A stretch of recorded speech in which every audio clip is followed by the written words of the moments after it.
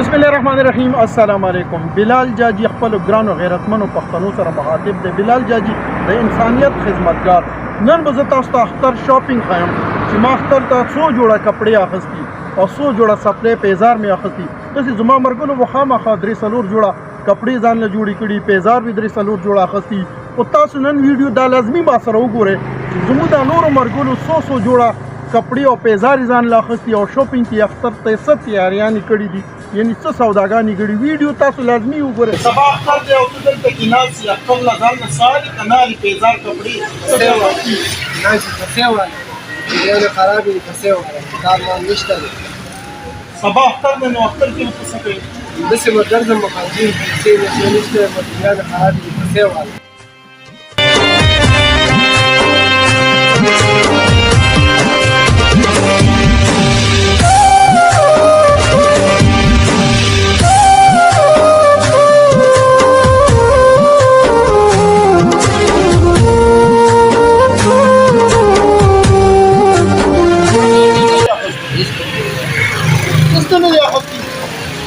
اختر شپه دی نو بیا کله راځي؟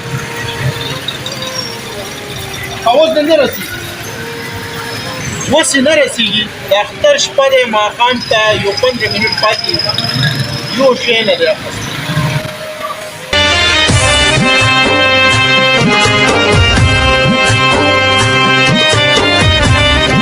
دا ملګری ما سره ولاړ دی، ده نه تپوس کوو چې تا اختر ته څو جوړه کپړې اخیستې او څو جوړه پیزار ده. یاره ته د 15 اختره وشو دا دا مې دا وجود دې نه بودا ځان نه ځانې څومره د افسوس خبره ده. 4-15 اختره وشو، نه ځان له کپړې اخیستي، نه ځان له پیزار اخیستي، خاص نشته، کار نشته. او ما ورته 4-15 جوړه اختر ته مو کپړې جوړې کړي دي.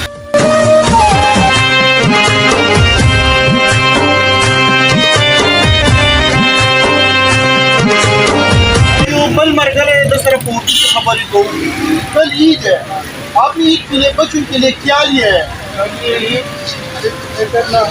हमारी बेटी और मैं ईद के लिए कपड़े भी लिया.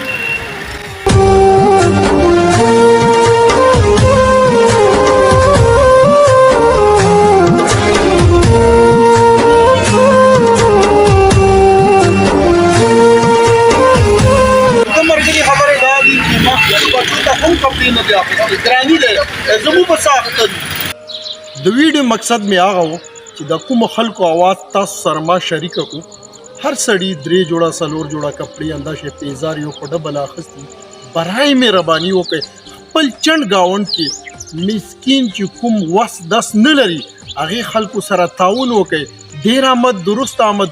اوس هم اختر ته شپه پاتې، سبا اختر دی. خپلو پیزارو کپړونه یو جوړه خپل چند گاوند کې بېوسه خلکو ته ورکئ، هغې سره تعاون وکئ، د اختر په خوشحالۍ کې ځان سره شریک کئ. شکریه. الله نه به امید ساتم چې دا ویډیو به تاسو خوښه شوي وي او خپلو مرګلو سره هم شیر کئ چې راتلونکي وخت کې خپل چند گاوند خلکو سره انسانیت په طور باندې تعاون وکړو. انشاءالله بده ورځ به نه ګورو که دا احساس مو تاسو ټول ځانو کې پیدا